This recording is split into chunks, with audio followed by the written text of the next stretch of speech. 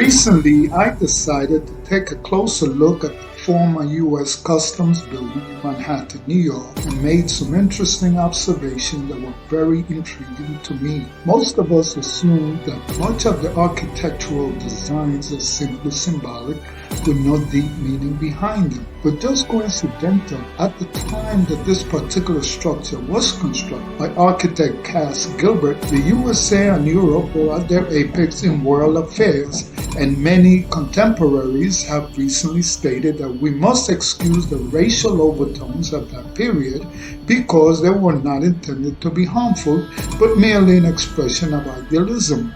I differ from that assumption. The architects and designers knew extremely well the implications and meaning of their intended purposes.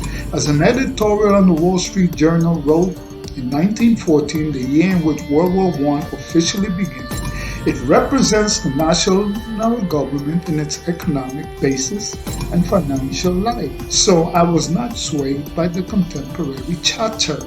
I'm simply going to point out a few symbols and historical facts that will highlight my interpretation and meaning of this unique building. Its official address is 1 Bowling Green, and coordinates are 40 degrees north latitude and 74 degrees west longitude, which makes it the most populous meridian in the Americas, with over 30 million people in its path.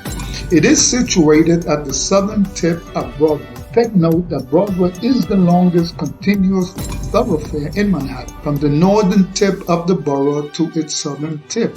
The building was constructed by government request not to exceed 7 floors, including with basement to house the U.S. Customs Office. Take note, prior to 1913, passing of the 16th Amendment creating the federal income tax, the government collected most of its revenue by customs duty, and New York, being its primary port, collected 75% of all proceeds, making it vastly important, so much that the collector earned more than the U.S. president. It was a coveted position. You may want to ask why 7 floors.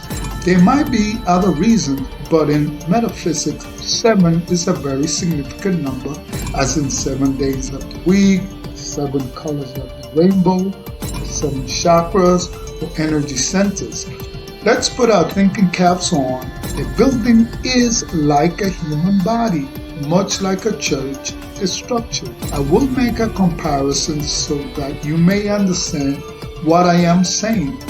There are specific reasons why the church would have a dome and an altar, so that when in prayer, as in singing, one releases a specific frequency of energy captured within the body, and in unison, it elevates the consciousness of it, and the same holds true for any public building. There are energies and frequencies that permeate it, enhancing its force. I am sure one feels certain sensations entering particular buildings, like hospitals, courts, museums, etc. These feelings are very real. The construction for the U.S. Customs was approved in 1900, and the cornerstone was placed on October 7, 1902, on the northeast corner. Keep that in mind, and construction was finalized in 1907.